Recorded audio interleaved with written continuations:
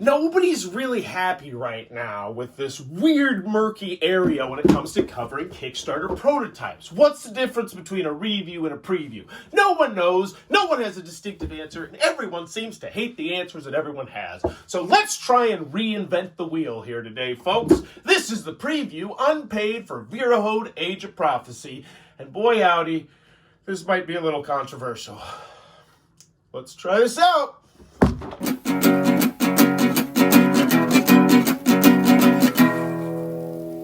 What does that even mean, Bowers Game Corner? Ahoy there, YouTube! I'm back again today for another Kickstarter preview. This one's for Vrahode Age of Prophecy from Weathervane Games. This is for 1 to 4 players, I believe, and this is a massive campaign game that's going to take over the place of 20 different blah, blah, blah, blah, blah. This is all stuff I'm going to talk about in the next 40 minutes where I deeply, intricately dive into the game and specifically why I believe that this game needs massive fundamental changes to its rule booklet. I guess they're not massive. They're just absolutely obvious once I point them out to you. Changes to the rule booklet that show to me that there was potentially not blind playtesting when it came to this game. Now, that's not necessarily a death kiss, because a lot of people just don't know the difference between playtesting and blind playtesting, and that's fine. But the reason why I'm doing this video so different and so weird is, yes, because Jamie Stegmaier most recently did a blog discussing the current state of reviewers and previewers and did a really cool poll, and I did a video on it. It was fantastic. It was really interesting. But also because I didn't know how to cover this, because the gameplay's fun. I enjoy my time with the game when it flows nice and it's not clunky. But that was the majority of the time not happening. The overwhelming majority of the time was spent frustrated, sifting through the rules constantly and screaming to the rooftop, well, I guess it's the basement, whatever, about just how annoyed I was that we were blind playtesting this rule booklet. Or at least that's what it felt like. So I didn't know how to cover it. So instead I did a Kickstarter critique. I didn't know what the Kickstarter looked like, but I said to myself, you know what? I don't know how I'm going to do a preview, because I told them I was going to get you a gameplay video up and get your preview. They reached out to me. I said, yeah, I'll do it for free. I'm interested in the game. It looks super cool. Count me in.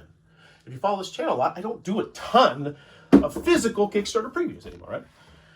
So I did a Kickstarter critique, and it was a really, in my personal opinion, terrible page. It's one of those pages where I say this, I hate when I say it, but the game deserved so much better. Now, I don't know if this game deserved so much better than the page, but the page was so bad that it couldn't possibly not, at least in my opinion. And that's not based on like, oh, I hated how they did that. No, it's based on me looking at over 1,000 different Kickstarter projects and deeply analyzing them for 20 to 50 minutes every weekday at 1:30 p.m. Eastern Standard Time. Except, I only do it like 3 or 4 times a week normally because it was kids. But it was just, it was not a great page. And so I was like, okay, whatever. I made the video, and then they responded in my comments, which is great. I love that. I always love when people respond to my comments. I love when they jump in the live chats. That's my favorite, actually, because then we can answer questions, we can get real-time feedback, pick their brain. What made you think that this was going to be the play to go with? You know, that sort of stuff. I love asking that kind of stuff. And instead of taking what I'd said and doing what the overwhelming majority of people do, which is, oh my God, that guy is fucking, yeah, there's some solid points, but God, I hate how he presents. Like, that's typically the gist.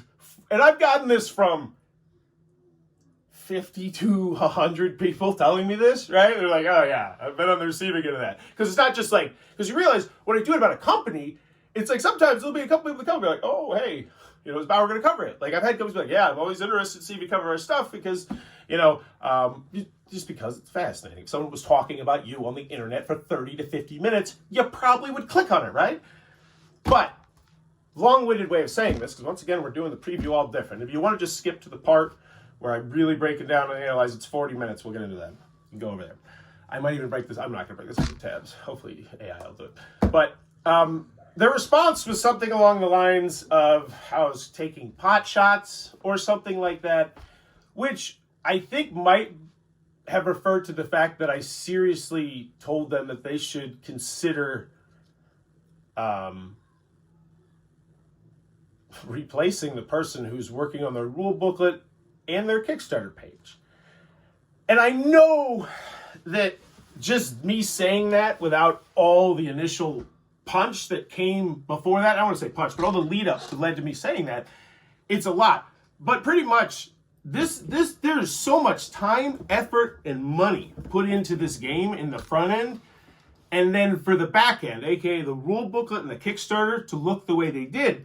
And I'm not trying to throw shade here, but it's currently now, I think it's got like a week or so left, and it's sitting at like, I think $19,000.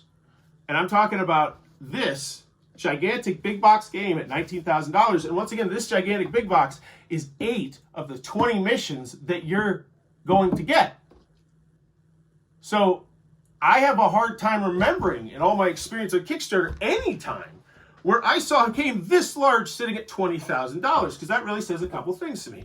Either A, wow, I don't know how they're going to be able to manufacture that, or B, I hope they have a lot of money that they're willing to put into this.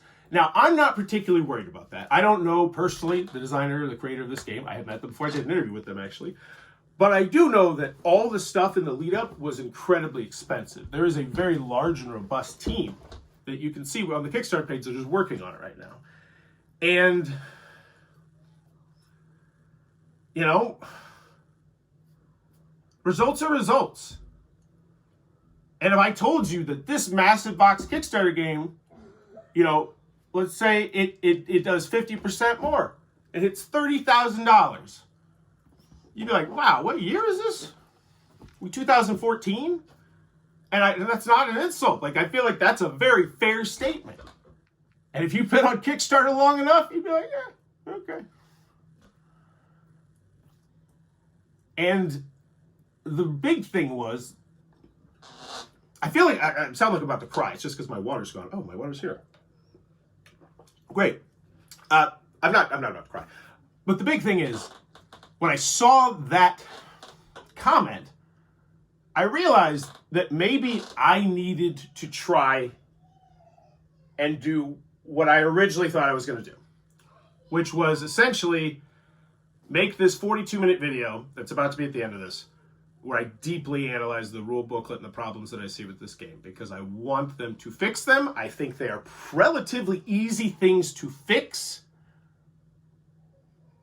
but based on their response to the Kickstarter critique and the fact that they watched it and then just chose, you know, we're going to go status quo. Like their main image. You go look at their main image. Just go look at the main image. That's the main image they went with. If you were running the company, is that the main image that you would continue to keep if you were at $19,000 halfway through? And I don't think that most of you would say yes. Right? And once again, I don't put that on the person running it. They have someone who's supposed to be helping them with the Kickstarter back-end stuff, right? They got a team. You know, these are not things that people just inherently know. So I don't want this to sound like I'm punching down or some crap like that. No, the whole point of this 42-minute video is so that by the time the game gets to you, if you are legitimately interested in this game, because it does have bursts. My 11-year-old wants this game to come to life so much, because they didn't get subjected to the god-awful first games where there's the rules. They got subjected to the past one where we still had to keep going back to the rules. Yeah, but it was still a much more pleasant experience than with Ronnie. But I just didn't think that I thought there was the possibility that if I sent that video to them personally, which is what I did, I thought it was going to be tactful. I was like, you know what, maybe this video is too hard. I'm going too hard on this. This is a preview. It's unpaid. You know, I shouldn't be expressing this many negative opinions. And then I said, F that. Is that helpful for you? Is that helpful for you? It's not. If you're here and you're still listening to me rant, you're interested in Vrahode probably. Or what the hell I'm doing. Or you're really just like looking at the games back here. Hey, give me another minute before I make lunch, okay?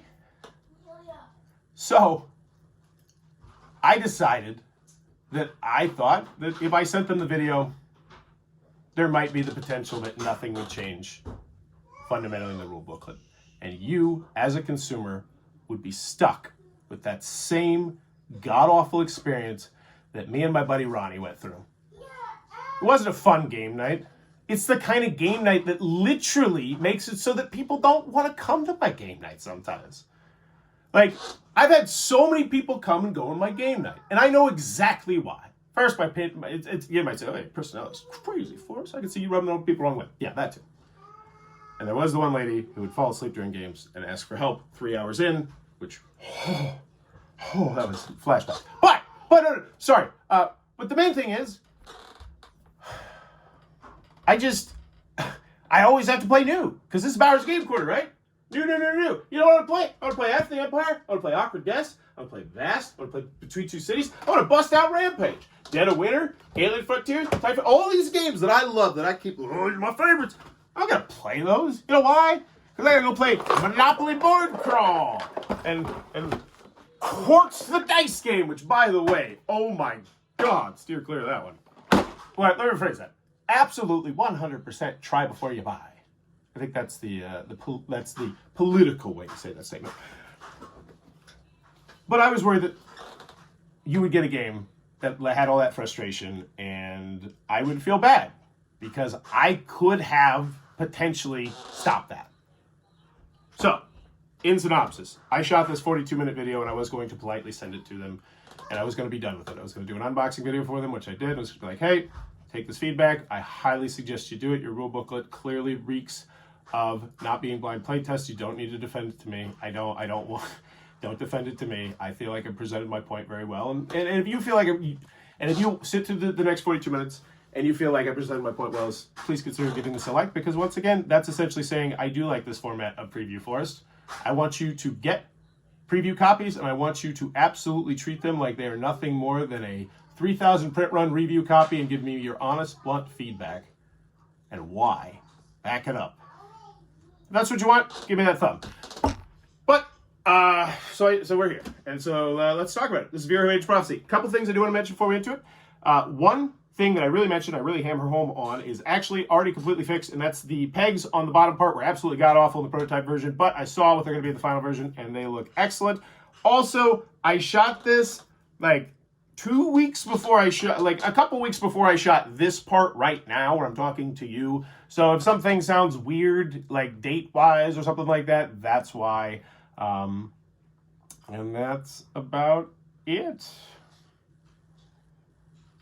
So without further ado, with that really long-winded nutshell, I'm going to tell you my very, very honest thoughts on Vrahode Age of Prophecy.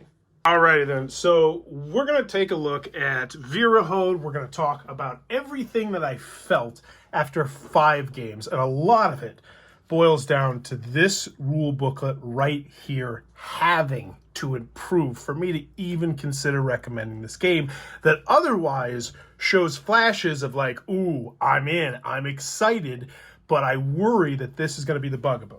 So I've been taking notes over the 5 games that I've played. Now, I've only done through the first 2 scenarios. So the way the game is going to work is you're going to be going through all these different scenarios, and they're double-sided, and you'll be going through the maps. I believe I have 8 different scenarios that are included with this version, which is the review copy. And that's one thing that I also want to mention right from the jump. Some of the things that I mentioned might be things that are fixed once we have the final version of the game and not a prototype. And I will specifically mention when those things might be the case, but that's not the majority of the qualms that I have with this game. And yes, I use that word, and no, I don't know how to spell it. I don't know if there's an L. There might be an L.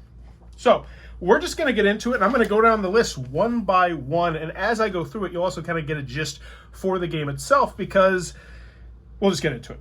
So first things first, I would recommend raising the information on the cards just a little bit. This is a minor thing, because the bottom line is you're going to have your cool little hero dashboard. This is like your main area here, and it's awesome. It is super useful, super functional, and how it works is you get this plastic tray right here, you slap on that, and then you can keep track of everything here. And this is a fantastic idea, and this is going to sell this game to a lot of people, as it should. It helps make and keep track of things way easier in theory. Well, I'll talk about that later. But what I would do is just raise the information, because right now when you put it in there, it's completely covered. Now, granted, you're not going to be using this part of the card. Once you really get into the game, you're probably going to be using this part because it has your racial abilities. But still, raise those up as well, because you're still cutting off flavor text. And hey, maybe I'm bored in between turns and I want to read the flavor text. So just raise it up just a little bit. That's just a graphic design recommendation. Not a nitpick, just something I mentioned. Next, listing the equipped item slots. So, there's a cool system that you have down here, which, oh, don't move this one, don't do that, which you have down here, which is where you can tuck cards on both sides down here. You have equipped items, which are the items that you're wearing. So, like, your armor and the knickknacks, paddywhacks, that sort of thing, which is going to impact your mitigation and essentially how much damage you're going to take. But there's a whole bunch of different things that you can wear. There's like 6 or 7, and it would just be nice if it was listed somewhere other than just in the rule booklet. Like a back of the rule booklet kind of thing seems nice, or one of these little tiles, which are completely useless right now, which we will talk more about later. Like this, oh, I see this, and this feels like an amateur game design mistake, because this is not trash. This should not be thrown in the trash. That is so much useful information that could help gameplay. We'll talk more about that later. So, listing the equipped item slots would be nice. It's not a huge thing, but it is a thing, especially considering you're going to be potentially playing this game over and over and over and over and over again, since it's a campaign game, so it'd be nice to know, for min-maxers or whatnot. Nitpick. So, next thing, this middle area here really annoys me. I don't need to know it's the Vrahode Game System. I have it on the box, I have it on the back of the cards, I have it on the rule booklet, I have it everywhere else. How about we make this useful? How about we make it functional? I know you want to keep that there, because if people take pictures of the game, it'll be advertising and blah, blah, blah, blah, blah, blah, blah, blah, blah. But you know what? People are much more likely to take pictures of the game if the game flows smoothly. Because me and Ronnie, my very good friend who we played, we're probably up to hundreds, possibly 1,000 games played together. That's cool to think about. But we played this, and the first game took us roughly 2 to 2.5 hours. And that was way too long for what the first mission is, which is essentially, hey, there's this snake dude over here, go beat him up, and then beat up another dude, or potentially 2, depending on how many players you play with, right? It's like the introductory, just get to know how to beating and fighting sort of thing goes. And it took super duper long just because of rule booklet things. But so putting something here, I feel would be great. And maybe it's more things that you can keep track of, because as I go through this list, there are some things that might be useful potentially to keep track of on the system. I'm just saying this feels like prime real estate that right now is wasted. And that's a graphic design thing. But if you're going to have this kind of ambitious game with a massive box like this, where people are going to invest, 10, 20, 30, 40, 50, 60 hours potentially into this game, you don't want that first game to go so rocky that I might put this one back on the shelf. Maybe this is one of those Kickstarter. Like, you don't want that to happen. And I worry that that's what's with this rule booklet right now. All right. So in the rule booklet, it has like this intro to game area, which is it starts off like, sometimes you play it where it's like, you read the rules as you play, which it almost felt like it was going to do, but it doesn't quite really. But in this intro to game area, it has a lot of like really important stuff that you absolutely need to read, right? So it's like you need to know this stuff. And then we get to how to set up a battle, all right? Because in theory, you read your stuff, and then you do this. And that area pretty much tells us about the spawn locations and whatnot, stuff like that. But yeah, I like the idea of it. I feel like it needs more information, which I'm going to really hammer home on as we progress through. And I'm going to give you very specific examples of why I think it should be beefed up. So, anywho, the table of contents, very nice as well. Useful, functional. However, glossary, I think, is super duper duper essential. You have extra pages here, because you could just cut out some art too. Just glossary, because people want to get in here. And it's, because this is just glossary just glossary, I think is the thing. But the table of contents, nice. So, this is just a weird rules one, mostly for them. But all of these little trackers in the quasi setup area tell you exactly what color they are. So this one's red, this one's white, this one's white, this one's white. Except for the fatigue one, which doesn't tell you which color to put it as. So just put the color in there. Just a little rule thing. There is diagonal and range, same as move. So when you move in this game, how the movement works is, move this out of the way for a little bit, and we'll talk more about this a little bit later. We will get into it. how the movement works is you have a certain number of movement, which is on your card right here. And it's also kept track of on your dashboard down here. And when you move, your first or your last move can be diagonal. It's kind of neat. First and foremost, I would also list that on the quick reference back here. That just feels like a no-brainer. That is a weird, wonky rule that it's not in most games. You need to put that back here because that's one that could be easily forgotten by people, and it makes a big difference.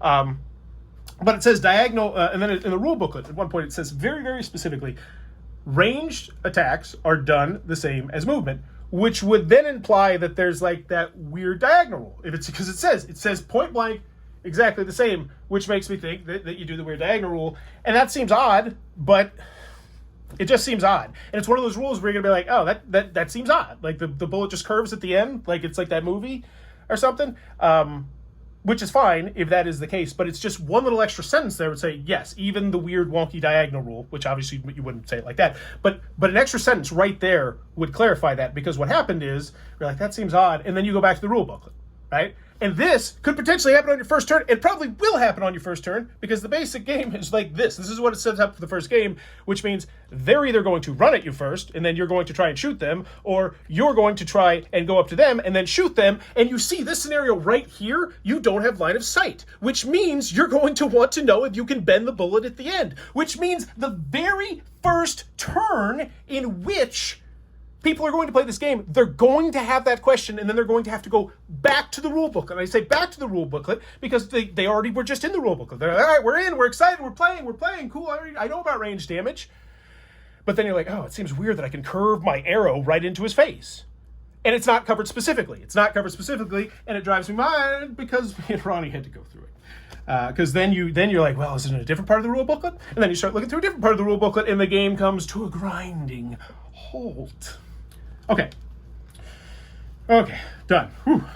Look for ranges in books. I didn't actually know what that note meant, so we're going to scrap that one for the records. Line of sight in basic combat. Oh my god, yeah. Oh my gosh, I need a drink. Not a drink. I don't mean of alcohol, I mean of water. My water. I got a dry nose. And this is exactly what I was talking about. This is actually exactly what happened to us. Because the next thing is, in the intro kind of area where you learn about the basics of combat. So you got the intros, and then you get to the part about basic combat rules. Yeah. And you're like, all right, cool, basic combat rules. We're good. We're ready to play, right? Because now we're talking about effects, and it's like, oh, we can play the game. We're cool, right? And we'll just go back here to the, what is it called? They call it those weird wonky rules, right? The special combat circumstances. Like, these things are ever going to happen. Well, line of sight is in the special combat circumstances, and line of sight will literally probably happen at the beginning of every game if you or one of your teammates goes first, which essentially means I then have to look up another rule in the first turn. Like, that is... And it's, well, I haven't told you about the other rule that you're going to have to look up in the first turn, potentially. And right there, just in the first turn of the game, having to look up 2 rules from the rule booklet, that is such a bad omen for a game. Like, because if you don't find them, then you're searching even longer, and it's just, this rule booklet has gotten beaten to snot, and it's okay. Diagonal movement on the back of rules, yeah. Action list, this would be nice. Player reference, yeah, come on. Give me some sort of player reference. And once again, I go back to these. So these are little things that were popped out here. So you get this and you pop them out so you can have this little cool spot to organize your rule. These suckers right here. And these, they're not huge, but these could easily, because you have 4 of them, give you some sort of space. And maybe this just has a list of the actions you could take. Like a comprehensive, the fatigue events, because there's only a couple fatigue events in the game. There's like a small handful that you could easily fit right here, and then these could just be around the board. Or if you didn't want to make individual ones, it's just wasted space, and that one totally should be and that's kind of why I'm excited about this video, because if these end up being the final ones where it's like, oh, you just throw this in the trash, it's like, what are we doing here? What are we doing here? Don't waste that valuable space. This valuable space I can understand. The Vrahode, whatever. You want to make the argument about name recognition, fine. Fine. But these, just straight in the trash. Thick, chunky. Look at it. God, that's so thick. Yeah, that's triple layer. That is triple layer. That's what I was thinking. Because, yeah, look at this. So this is triple layer cardboard, because this is not just any old board. I want to grab one because I really want. Because as someone who works for a manufacturer, no, I'm not manufacturing this game. These are super impressive because these aren't just double layer boards; these are triple layer boards, and you can tell because you have the top layer, right, and the top layer has the cuts right here for the pegs and whatnot, and then you have the second layer because you have to have the second layer to go in between the pegs. So there's a second layer right in between there so that the pegs system works, and then there's a third layer on the back, which is then so you can have this cool stuff, super cool stuff. Like from a manufacturing perspective, I was nerding out at these player boards. Very well designed. Okay, could be better though. Okay, so I love talking manufacturing. All right, action list, player reference. Yeah, come on. And I put eye roll. I put eye roll. Like, come on. It's 2024. You're launching a big box Kickstarter. Hook a player reference. And once again, that might be a prototype thing. And that's one of those times where I want to specify might be a prototype thing. So this is just a weird situational wonky rule. So once again, we go to the hero. Let's just talk about the two weird things that really need to be fixed in the rule booklet for the bad guys coming at you, right? So there's a whole section where it's like, all right, how does it work when the bad guys attack? And one of the things I would talk about was I'm not sure if they get the diagonal. I imagine they do. I assume they do, but that should just be fixed with the sentence. Also, they get the diagonal. But then the question lies, do you decide when the diagonal is? Is it just whatever is the best move for them? Whatever is the poorest move for them? Is that like something that could be modified potentially as a skill modifier for like solo? Because right now, it doesn't feel like one particular phase of the game is modified for solo at all, and it should be. And I'll talk more about that a little bit later. I'm getting ahead of myself. Okay, so focus. Right now, we're talking about adjacent. Oh yeah. So pretty much, you go down this list of who the monsters are going to attack. They attack first the last person to hit them. And then it's like the last person to hit them that missed hitting them, the last person that ranged, and the last person that missed range, and then it's like just the closest viable target. But there can be instances where there's two closest viable targets, right? And then it doesn't say anything.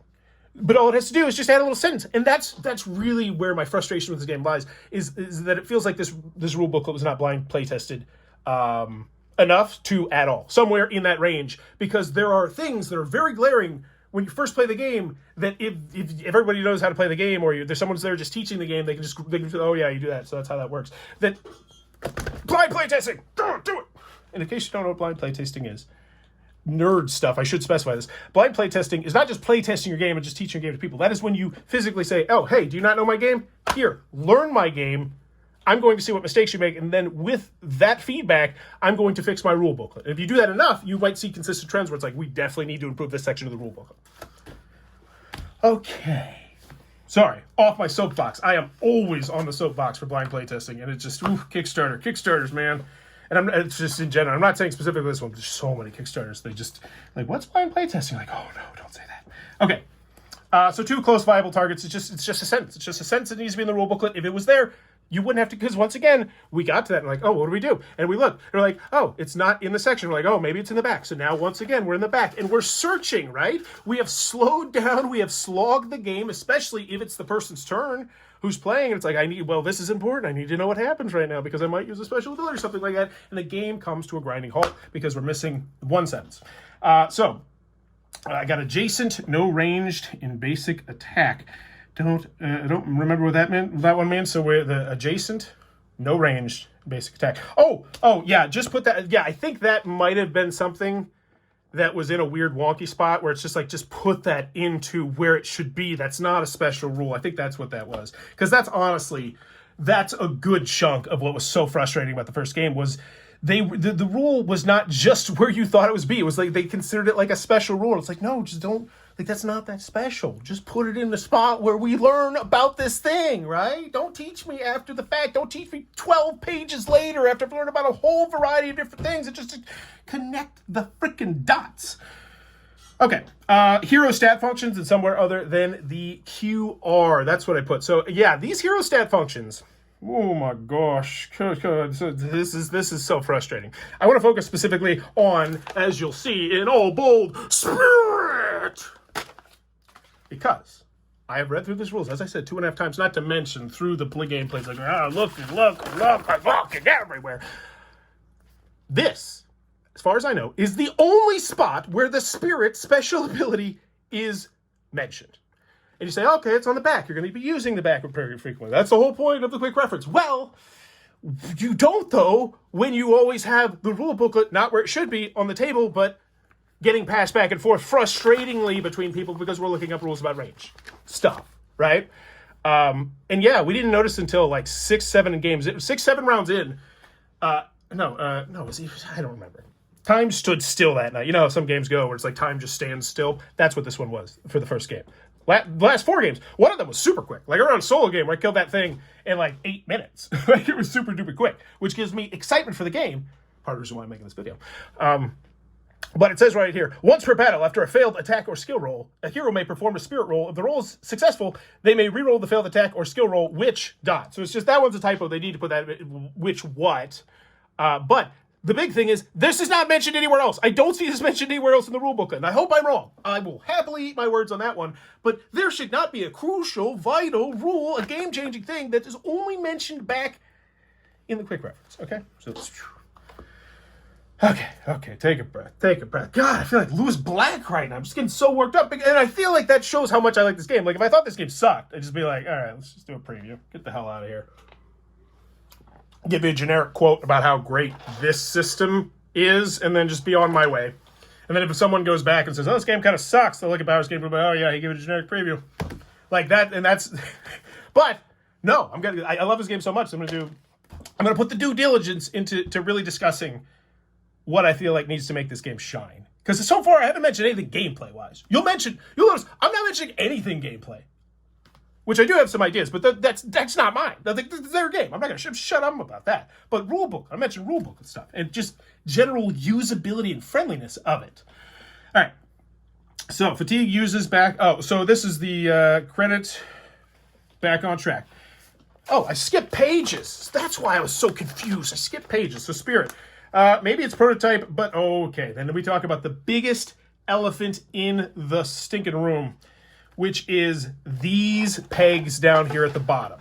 And I do want to specify that this might be a potential thing, but I do believe these are the specific designs. So these pegs suck. They're terrible. I love the idea of them, and they're not just squares.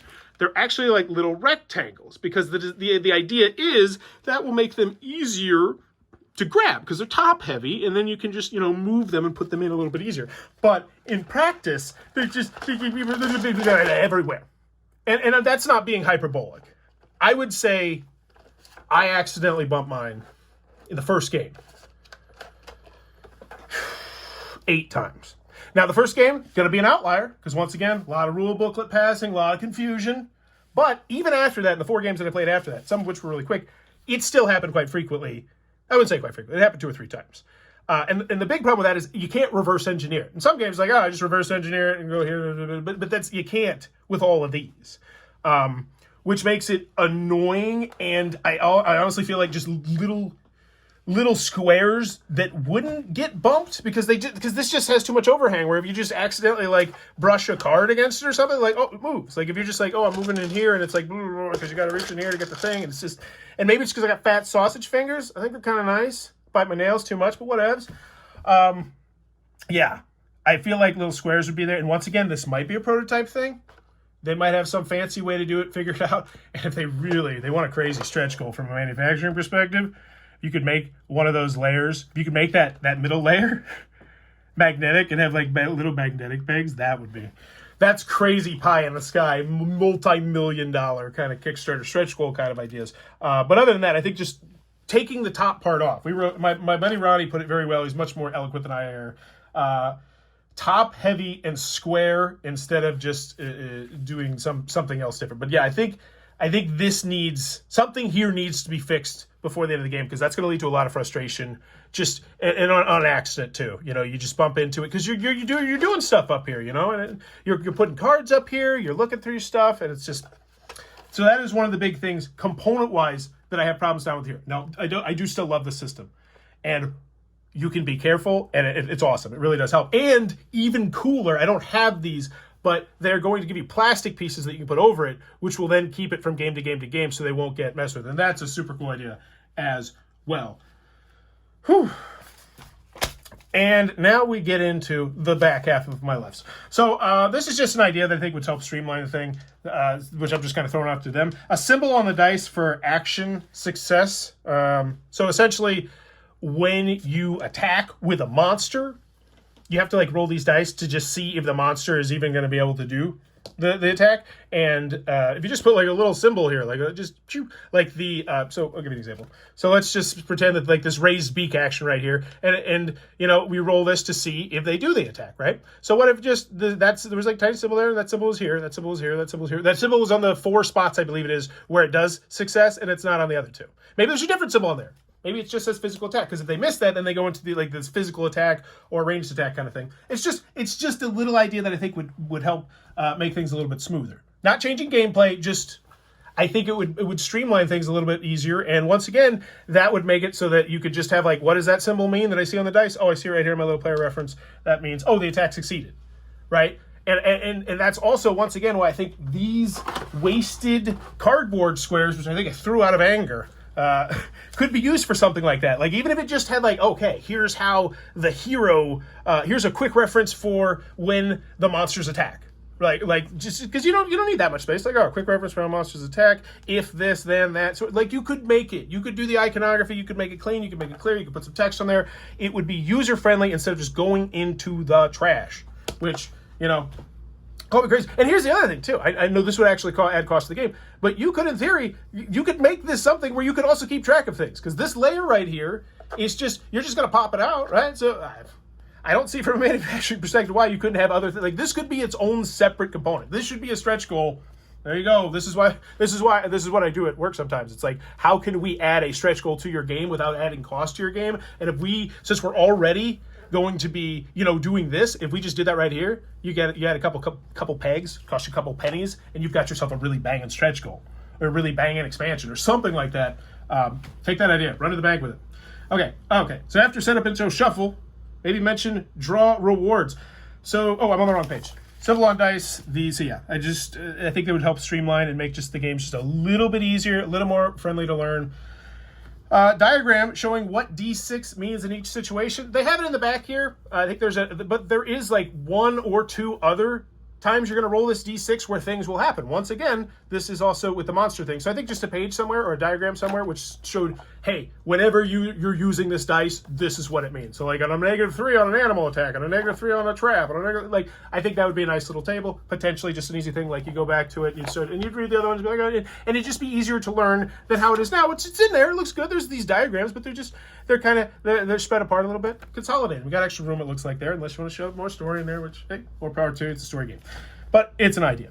The enemy area is clunky on bottom of 14 and top of 15. Yeah, this one's really getting into the rules. And I should shout out my Fiverr. I'll post a link down below. I do rule booklet analysis, not rule booklet editing. Just rule booklet analysis, where I dry read your rule booklet, then I give you feedback on your rule booklet where things are just clunky or weird. And I'll give you this exact example right here, which ended up with both me and Ronnie taking a bathroom break as we took turns reading this rule booklet, trying to figure out what the hell it meant. One of those situations like, I'm going to the bathroom, you trying to figure this out. Like, we've all been there. So it's down here. Let me see if I can find the exact lines. So this is all about fighting the enemies. If the text does not say success roll required, or the attack happens automatically, if the enemy uses their action, regardless of whether they hit or miss, they cannot perform a physical attack on the same turn. If the enemy uses their action, regardless of whether they hit or miss, they cannot perform a physical attack on the same turn. Now, we go up here. If the result of an enemy action attempt roll is a failure, the enemy will immediately perform a physical or ranged attack. Whereas, once again, if the enemy uses their action, regardless of whether they hit or miss, they cannot perform a physical attack on the same turn. If the result of the enemy action attempt roll is a failure, so they failed. And it took us a while to figure it out, but it is correct, but just tweak that, because we were like, these are contradictory. And then we're like, oh, no, because there's like a middle phase in between there where it's like, oh, you just missed, and it's just little stuff like that could have been much cleaner and clearer. And it was like, that was like 15 to 20 minutes. And he was like, yeah, here's what it means, but it is definitely not worded well. And it's like little stuff like that, little tweaks that you once again find in blind playtesting. because people are like, oh, I didn't understand that because it felt like this. Like, that's the kind of stuff that makes me feel like, oh, this wasn't blind play tested, because it's like someone would have thought that, right? Or in that example, if you're watching someone play and it's like, can I do this? The first turn? Like, that's okay, that should be right towards the beginning of the basic. All right, off soapbox. Special combat circumstances feel bad. Yeah, so the special combat circumstances situation just feels bad. I would interweave, or at the very least mention these things, because it just, and you've seen rule booklets, we all see rule booklets. I personally, I feel like it's a smidge bit lazy sometimes, where it's just like, all right, we explain the rules and then we just throw this crap here. It's just like, you go back to this section, you sift through all that stuff. Like when you go to Goodwill, or no, it's Salvation Army is the one where they just put everything, like, yeah, you go through there, you probably find your rule in there somewhere. You're like, why wasn't it in the section where we talked about it? Like line of sight and cover. And like, and yeah, so I put down the list. So for instance, trading and aiding. So in the middle of combat, you can like swap things in the middle of like a round, not in the middle of combat. And this is hugely valuable because it's like, oh, if you give me this, then I can potentially finish this turn, right? But it's not mentioned in there unless you specifically read here. But at this point, you're like when you get to this page and you're reading it as a group, you're probably like, all right, we can come back to these when they come up. These are special. This is not special. Take the non-special things out of here. Put them just regular. Or at the very minimum, mention the special things specifically. Hey, you want to go buck wild? Give me a page. Special, like, tell me to page 22. Oh, okay. So we were getting to this. We have line of sight. We go to page 22. Boom, it's there. And I know they got the glossary and whatnot, but it's just like, yeah, or just put it there. Really, just put it there. Line of sight's going to happen first turn, probably. All right. The thrown thing. So yeah, the thrown weapons. There's a thrown weapon. That's a special thing. That's not a special thing. It literally is a starter card. I start with a knife that I can throw. So if I start with a knife I can throw, I naturally want to know what happens after I throw the knife. And it's not covered in the basic rules, which then means I'm going to say it naturally. Like, so what happens with the thrown thing? And they're like, oh, let's go back to the rule book. Instead of just putting a sentence in there, it's like, oh, it stays with him. You got to kill him to pick it up. Like, it's just a sentence from here to there is going to save players time when they play the game the first time, and those are things that people would see blind play testing. Yeah, glossary I think would be huge here. Or, like, at the very least, I think a glossary would be good no matter what. If they don't do anything in this rulebook, I think a glossary could help it out in a huge way. Glossary with numbers. This is not enough. Table contents, great. Great. Like it, it's fine. The glossary, A+. List all your actions somewhere too. I think that'd be super useful. So it kind of does in here where it mentions a whole bunch of them, but there's also some situational stuff. It would just be nice if it was just a huge list of actions somewhere in front of you. And you'd be like, oh yeah, I have this racial, because it'll happen sometimes where it's like, yeah, I don't know what I want to do. I don't want to move to this spot because I want to be in the optional range to use my bow this next time. So it's like, I'm not going to be able to hit him, but I'm going to really be able to whack him next time. And it's just, you might forget about your racial ability. And it's just, you look down here and say, what can I do? What can I do? My racial ability? Oh yeah, I'll do my racial. It's just little stuff like that. Make the game better in my opinion. So, we're about done. We only have one page left. After setup / intro, shuffle, maybe mention draw rewards, random, compile. So so after you complete a mission, at least in the first mission, the second one, you get a bump up, I think it was your help. But in this one, you get an item from the basic item deck. I'll read it to you. A muddled satchel sits against the rocky edge of the stream bed. Each hero may draw an item from the basic item deck, which immediately, you know exactly what someone at your game is probably going to ask. You already know it. You can post it in the comments right now, and it could be added. There's a spot to put it randomly. It's either random or it's not random. Do I get to pick out exactly what I want? Because that's cool. Or do I got to randomly? And then maybe next game we got to figure out, like, no, actually you don't have to, because you could, but it's just, it needs to be known. And then I don't even know. I think you get to pick it out. Because in the rule booklet, it says after getting an item from the deck, you should reshuffle it. But then, why would you reshuffle it if it was already shuffled? So I think it means you get to pick one out. But once again, where am I going to go to look? Like, oh, is this a special circumstance too? And that one, I just don't think it's just a sentence. It's just a sentence. It's a word that just makes everything. Because somebody should have that question. I swear I like this game. I do. It's tough love. But these are things you need to know. Like, it's just because if these things are still here when the game comes out to you and people still have these questions, it's just, what are we doing? I already said it. How to track. If you want to do intro, all the walkie rolls, I'll need them after situational. Oh, okay. Yeah, that's pretty much what I've been hammering on. Is just put more stuff into the intro, or just make it more like a standard form rulebook. One of the two. How to track. End phase. I guess it kind of is. It's a weird one. It has to be kind of a weird one because a lot of it's here as well, but it's just could be better. Solo modifications for rest phase. So once you defeat the monsters, you get into what is called the rest and potentially the lookout phase. So the rest phase is where you're going to draw rest cards for the players who want to rest. One player can look out, which will make it so that if bad stuff happens while you're resting, that there's less likely that that bad stuff's really going to hurt that much. But there's also like a cool mechanic where they might fall asleep, because they're pretty tired too. But I'm missing those cards. Where the heck are those cards? Those cards are somewhere around here. But the only thing that I really have to say about these, oh, here they are, is it recommends that after you pick one, you immediately reshuffle it, which means there's a very fixed amount. So I would at some point, somewhere, maybe mention, if you want to, I think it'd be nice, because I think some people are immediately going to ask, probably that same guy who asked about the diagonals or something, is going to be like, what's the makeup of these cards? How much of each? They'd be like, one out of every 4 is going to be an ambush or something like that. Like, it would just be nice. And that would be one of those things that, once again, could be printed on a nice little helpful thing that says, hey, here's the layouts of the cards. Here's your percentage of even hitting this. Right there in the middle of the table, but right now it's in the trash. Don't let that be in the trash when you open your Kickstarter Deluxe box. If it is, you riot. You riot. So, how to track end phase. I feel like just a little bit more about the end phase would be nice. Just a reminder. Hey, make sure you got rid of your poison tokens, because that's the other thing. That is the other thing. There's no good way to track your cards. So you have these cards you could do. So this one, for instance, impacts the next 2 rounds. I think there's another one that impacts the next 3 rounds. And these are cards that you start with. They are your starter cards. And there's no good way to do it.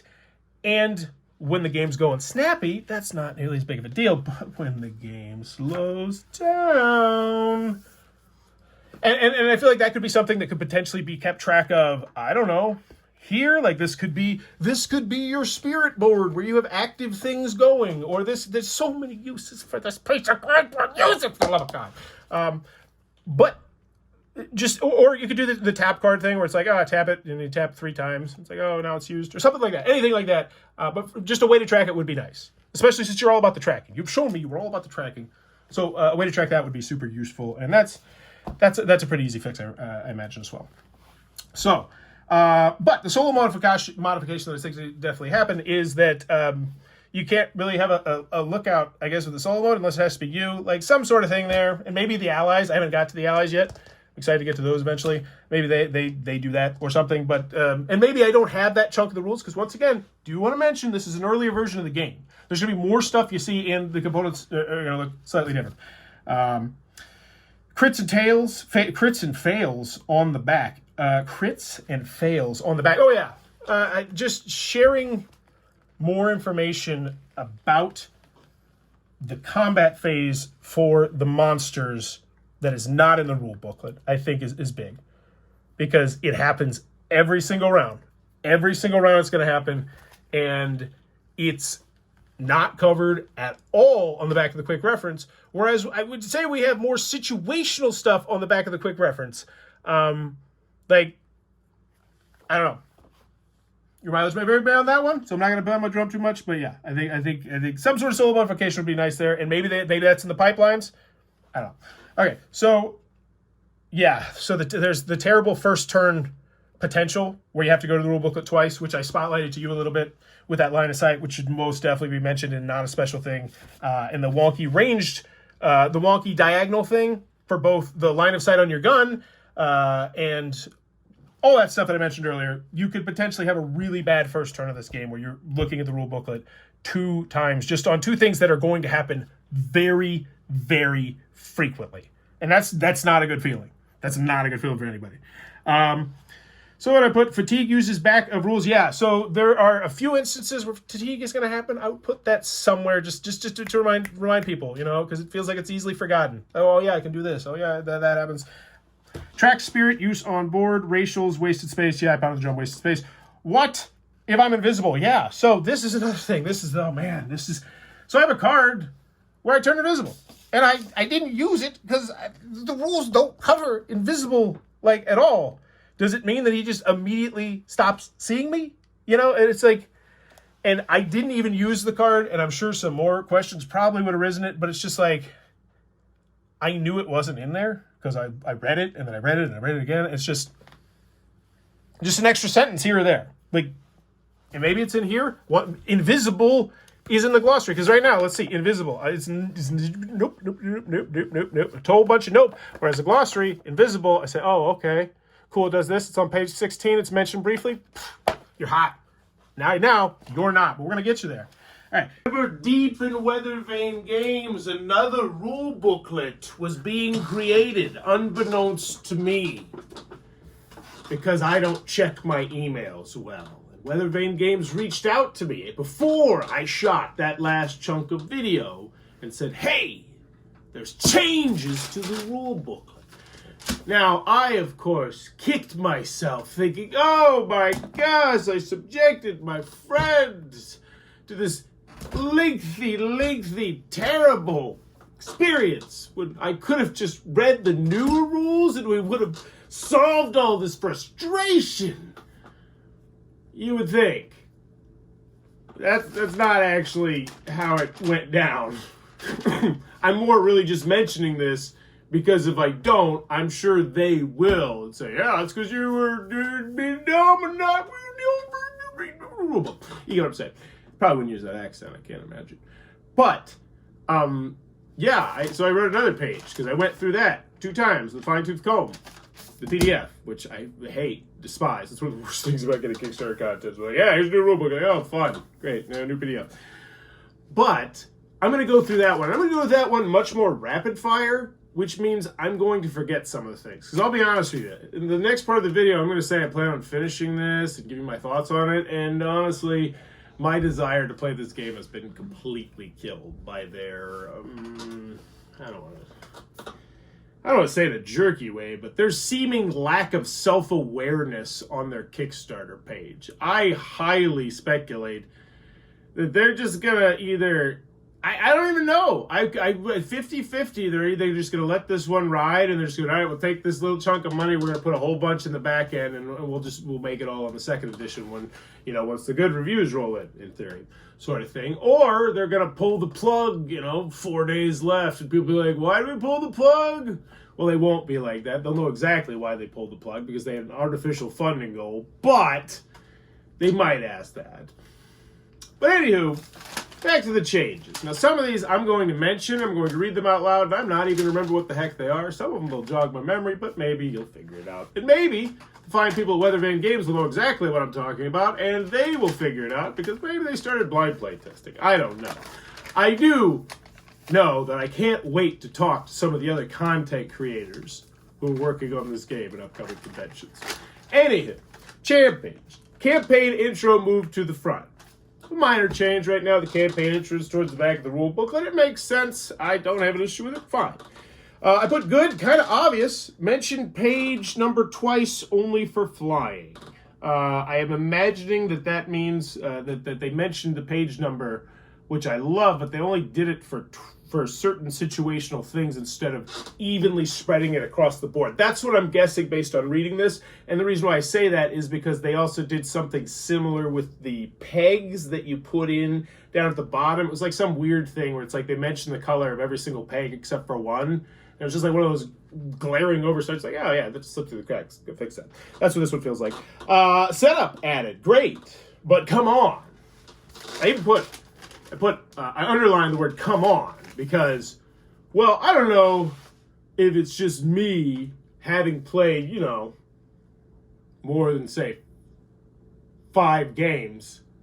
But I feel like your component list and your setup generally, next to each other, kind of industry standard, right? Right? It's just, come on. The fact that wasn't just in the one that we got, like, what? It's such an odd choice.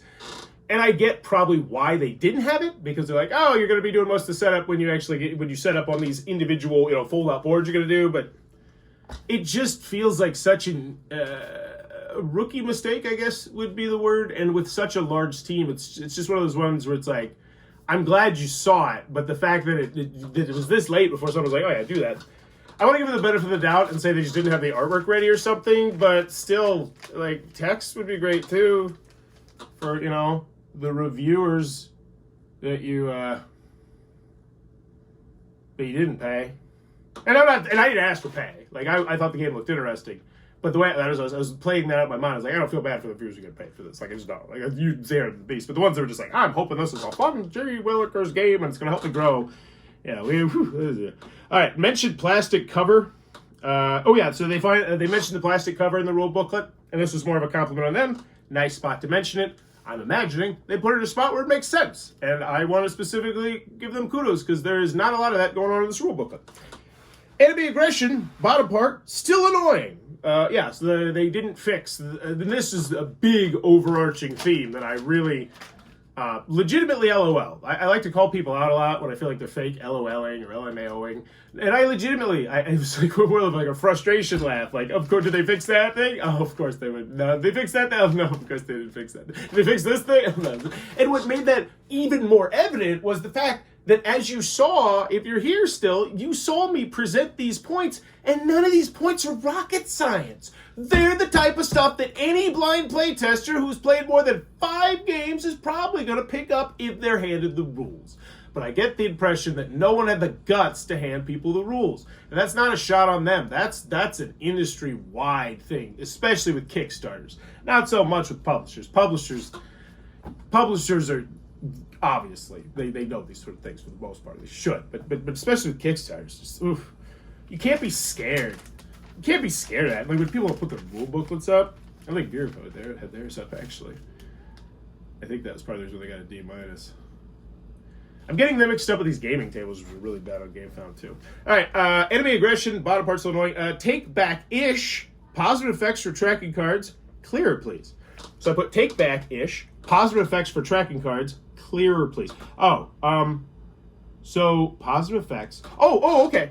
Now I got it. So this was something that I just completely screwed the pooch on, and I wanted to clarify that there is a good way to track the positive effects, or the effects, and that was some tokens that you utilized.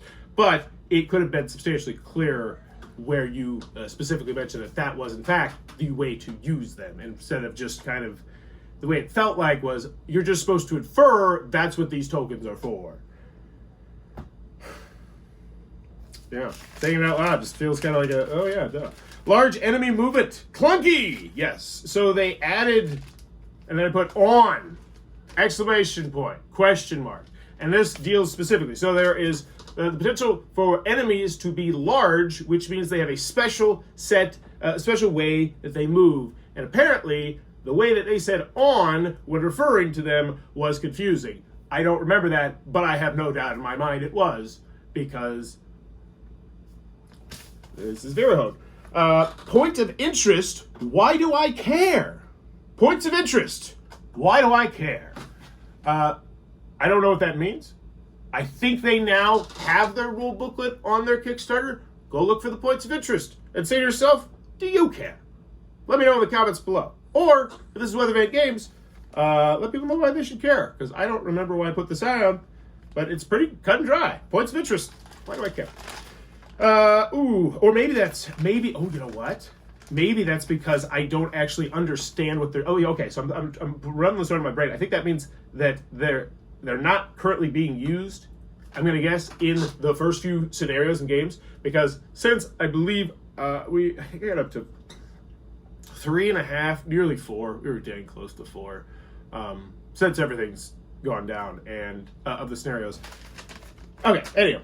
Point of interest. Why do I care? Combat versus scenario versus battle versus turn versus round. Yeah, just and this is honestly just one of those things that probably would help a lot of other problems if you clearly delineated what is combat, what is versus scenario versus what is battle versus what is a turn versus what is a round. Because those are all different things, and they all have, slightly different things that stack up next to them, and there is not a good, clear way to delineate them in anywhere in the rule booklet. Once again, hey, I didn't think you'd see these still, but yeah, I keep them on the table because I'm still impressed by this plastic. This is such a wasted space, and the more I see this, we're done. Okay, clunky, confused, okay. Symbols on maps added. Oh, so they added symbols on map, and I put clunky/confusing-ish. Not surprising. So they did. They added some stuff on the map, which is good, because it's going to help with game flow if you explain it a little bit better. Jumping was added. So oh boy, howdy. And I talked about how I can't wait to talk to some content creators about this game, because sometimes, not often at all, certain preview games just stick with you, and not because they're great games, but for other reasons. And as a content creator, when you see other people also had to go through that shared experience, whatever it may be, with that specific publisher, designer, game, rulebook, whatever it may be, or a combination of all of the both, it's fun to talk to them about it, because it's a fantastic opportunity to really see how open and honest some of them are, right? And really to just by us both knowing what we know about what we went through with a game, and seeing how you are bureaucratically talking to me about it, because we're coworkers, right? Like, if you think about it, we're coworkers, right? Like, you and I are doing the same thing. I guess we're whatever you want to say. It's a weird thing. It's just anyhow. Jumping's added. And I put, quote, wow, scares me a bit. This is now being added. It's a solid change that needs to be mentioned, but once again, showcases blind playtesting, because it is. It's a big deal. And this wasn't something that was in the rules. There's also sleep for enemies, which, shockingly, not clearly explained. WTF is shock damage, is what I wrote next. So I think we can all move on to the next one, because we could probably infer that shock damage was added, and it's not covered. Cool. Enemy movement weird. So I just shot you in the back of the head, and you're chasing him even when I'm closer. Yeah, the enemy movement is weird in some instances, and it just feels off and odd and clunky and not right. And that's fine, but if it's off and if it feels weird, that is exactly why it needs to have its own distinctive spot that I can clearly look at it, potentially on the board at any time, because we are going to be getting in this phase a lot, every single round, potentially numerous times, depending on the number of enemies out there. And it should just be out there nice and clean and clear when all the different weird situations happen. But it's not. Do teammates / other enemies line of sight? Oh, yeah. Such a simple, obvious, no-brainer question that anyone would ask in blind playtesting, and anyone asks in playtesting, yet for some reason is not covered in the rule booklet. And I'll even put in the asterisks, as far as I could see, reading through it numerous times with its old format and its new format. Yet, I still don't know. Do teammates block my line of sight? Do monsters block their other line of sights? Do my teammates block the monsters' line of sights when they're trying to shoot at me through other people? All these questions and more, I'm sure, could be answered with, say it with me, folks, a sentence or two. But we don't have that. We got a lot of pretty artwork spread around the rule booklet. Cool. Got a spotlight that. Unarmed combat, question mark, exclamation point, question mark. I think you know what that means. You remember we had this talk about how it wasn't really greatly explained how throwing knives or throwing objects work in the spot where you would expect it to be, especially considering it's a starter item. right? It's a starter item, so I'm obviously going to have that question. Well, unarmed combat's much in the same way. What happens when I'm unarmed? Man, if only there were a book, some sort of book that would cover what happens in that scenario. Don't tell me you blind play tested. Like, I'm to the point now where I just feel like you're patronizing. I can't believe you when you say you blind play tested. When I play this game and I ask these simple, obvious questions that most games are going to have. And I'm saying most just to be political here. Every game is going to have at least 1 to 5 of these questions. And yet you, whatever. Gain 1 fatigue should be, okay. So it says in reward, gain 1 fatigue should be heal. I don't know what that means. And I don't really care. Vrahode has completely broken and busted my spirit and excitement for the game with their rule booklet. However, hopefully, with this video, it will not do the same to you. Back to oblivious to the fact that this game was just gonna frustrate the living snot out of them Forest. Crits and fails on the back. Fatigue uses back of rules or track experience on board. Racials with, okay, oh, here we go. Trackable skill cards. I already talked about that. Story weirdness with start spot. No, actually, so the story, the first time I read it, we really were having a hard time following the story just because they use so many different words. But the second time I read it, when I read it a little bit slower, I'm gonna strike that one from the record. I actually was more digging the story the second time I read it. And then the third time I was like, okay, I can kind of get behind this.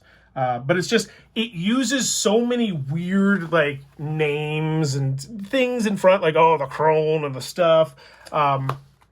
You know, and some people find it a little bit off-putting. I don't think it's a huge deal, but it is just something I mentioned. Rest card breakdown. Yeah, I think you just need to have something, once again, I keep feeling the same thing, aside from the rule booklet that covers rest a little bit more. And they do a little bit, they do on the alertness checks down here. They do have that at least, but I think that's something that totally should have its own little area. Its own little area. If only we could find that somewhere. All right. I said it was done. I can't be done. It's just, come on. It's just, it seems like so, like I was about to throw this away. And I was like, what the hell? I'm not throwing this away. List all your actions somewhere. I already told it. And, oh, this one is just a minor thing. But it, you know, so, and it just, like, it's just a minor thing. And it's just more to mentioning to them, I can't play as one of the characters because one of the characters' starting skill cards is not included. But we have all the skill cards, right? So this character, I believe is the mind skill one, has like sleep and then something else and then a third ability. We have 2 of the 3 abilities because you start with your abilities, but the third ability is not in here, which leads me to believe that they just changed the name of that third ability because they do have the correct amount of cards in there because Bigs Ups, they got themselves a pretty nice looking one of these guys right here. I was like, oh, 6 mind skills. So we're not missing a mind skill card. It's just they changed the name or I got the wrong card or something like that. But that is me just unleashing my thoughts after 5 games on Vrahode. Now, a lot of negatives there. But at the end of the day, and I think this is the most positive part about it, most of these negatives are easily fixed by just tweak, sentence. Like, because at the end of the day, when the system goes smoothly, it goes really smoothly. This is a clean game. You have 2 actions on your turn. Most of the time, one of them is going to be action. And when it's not, you got to do like a cool, like it's fun. I like the attack system. It feels difficult. Like when these monsters get in your face, you are in some freaking trouble. I'm excited to play through the rest of the campaign. The story, it's getting me a little bit more. I'm at part 2 of, I believe, 8 that I have, but I am going to do another video later on, and in that video, I'm going to talk about potentially their response about this, because I'm going to send them the video, like, hey, here's what I thought about this rule book. I was posted this YouTube Kickstarter thing, big buzz around the game, so I'll tell you about what happened there, and then I'll tell you my final thoughts after playing through all 8 of it, including playing with my game night, playing solo and playing with my 11-year-old son and potentially my 8-year-old son. We'll see. We'll see if he can handle it. We might play together. But that is Vrahode, Age of Prophecy. It is coming to Kickstarter, I believe, October 1st. So relatively quickly coming up. I do like it. I'm cautiously optimistic. That first game, though, that first game, it was rough. But it doesn't have to be. It does not have to be. I do not believe, which is a very positive sign. Because trust me, I've looked at thousands and thousands of rule books, and you can tell when one is bad and one is like, man, just a little bit of movement, a little less redundant. Like this one's not, yeah. But there you go. That's Vrahode Age of Prophecy. Let me know what you think about this video, please, in the comments down below. I'm trying to do something completely different and unique to Kickstarter, a little bit behind the corner kind of stuff, because this is typically the kind of stuff that you would send just to that publisher, be like, hey, here's what I had my thoughts on it. But at the end of the day, I'm like, I feel like it benefits everybody having this out here, because now you can like look at it and be like, hey, you know, what are you guys doing about this? Like yeah, I love it. I love it. I think this is an interesting segment. Let me know what you think about it in the comments below. And as always, thanks for your time, YouTube. And if you enjoy the Kickstarter content, please be sure to click on that subscribe button down below. I'm trying to reach 30,000 subscribers in 2024, because 30 is a cool number. Bye. This video is brought to you by all of my amazing Patreon supporters, and I would love it if you would join their ranks and have your name immortalized in the end of many of my videos for the end of time. But consider for only $1 a month, and as always, thanks for stopping by.